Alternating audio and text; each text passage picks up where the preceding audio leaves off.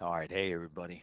So, finishing up this chapter, we got two more sections that I kind of want to go over, and then we will have a quiz. You will have a quiz, right? Make sure you know this. Write this down. Quiz, May 22nd. Quiz, May 22nd. All right, we're going to be doing a quiz on volume, and everything that we've done in this chapter has been nothing but volume. Okay, we did the volume of prisms, which we had like triangular prisms that looked like kites, or, I'm sorry, tents. Excuse me. We had rectangular prisms that may have looked like a cereal box. Again, we're finding the volume. Then we talked about pyramids, and then you could have like a square pyramid, like so, or a cone. We found the volume of those. And so those are the two that we just finished up with. Now I'm going to do the sphere, right? And the sphere is this ball-like thing, right? The sphere. Okay, so let's talk about the volume of spheres. First of all, a sphere is a round, solid figure with every point equidistant from its center.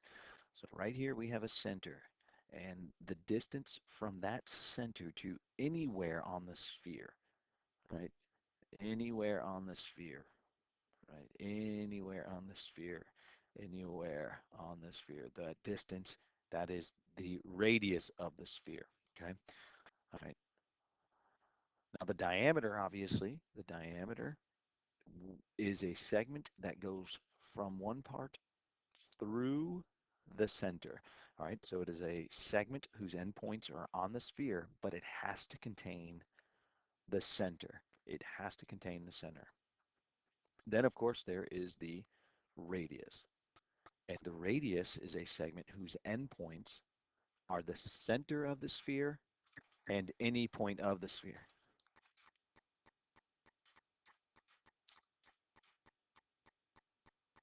Okay, so we have the diameter that's going to go through the entire, from one part of the sphere to the other part of the sphere, but it has to go through the center. And then there is the radius, and the radius is a segment whose endpoints are the center of the sphere and any point of the sphere. All right. And then, of course, there is a hemisphere, and a hemisphere is exactly half of a sphere, right? I know in some time in your life in a geography class, I know we've talked about, they have talked about the northern hemisphere and the southern hemisphere. It's like taking the Earth and where the equator is, if you take the top part, that's the northern hemisphere.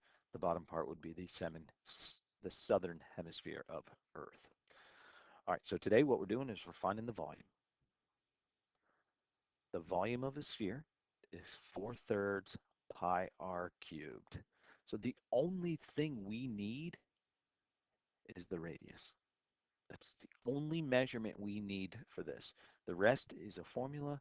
And again, a lot of times, just like we've done with the cylinder and we've done with the cone, the pi button, we are going to leave. The pi will be in our answers, okay? So we will not multiply by pi.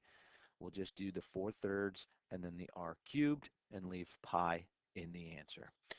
All right, so in this first example, okay, in this first example, the formula is 4/3 pi r cubed. Because this is my radius, that is what I'm going to use for r. So it's going to be 4/3 pi 12 cubed, okay? 4/3 pi 12 cubed, okay? So obviously these are going to be large numbers, so I am going to go to my Desmos calculator.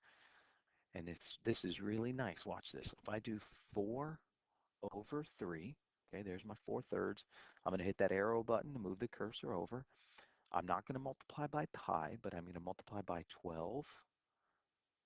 This AB button right here, this AB button is an exponent, so I can hit 12 to the third, and all I got to do is hit enter. And look, I get 2,304. So my answer is 2,304 pi. Now my units, of course, we're talking about volume, so we're going to take the units cubed. All right, 2,304 pi centimeters cubed. All right, let's try one more. Here's the volume. Here is a sphere. The formula for finding the volume. It's 4/3 pi r cubed. So the only thing we need for this right now is the radius. So what is the radius of this sphere? Now, based on this picture, I see that they give me this entire length, which that entire length is the diameter of the sphere. I need the radius of the sphere, and since the diameter is 18, then my radius must be 9. Must be 9. All right, so the formula, 4/3 pi, my radius, which is 9, cubed. All right, now remember, this is not something I know right off the top of my head, so what I'm going to do is I'm going to go to my Desmos calculator. Remember, I'm going to leave this thing alone because that's going to be in my answer. That will be in my answer. So let me go to my Desmos calculator. 4/3. Make sure I hit the right arrow so that the cursor is now next to it. Times, since the radius was 9, I'm going to hit 9. And then this a with the b as an exponent, this a as a b exponent. If I hit that button, it moves the cursor as an exponent, and then I can put 3, so it says 9 to the 3rd power. I hit enter, it's right there. My answer is 972.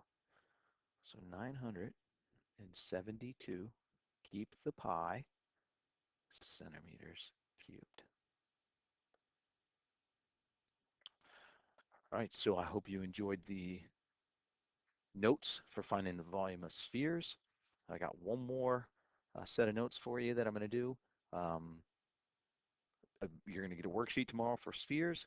Then on Wednesday, I'm going to give you some more notes. These notes will be about composite figures, but we'll do that. And then we'll do some problems on those. And then Monday, we'll start reviewing for the quiz. You have a quiz. Let me write it again. You have a quiz May 22nd.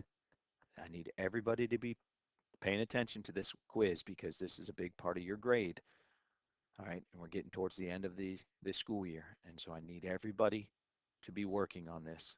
All right, text everybody in the class, let them know we have a quiz May 22nd. All right, I miss everybody.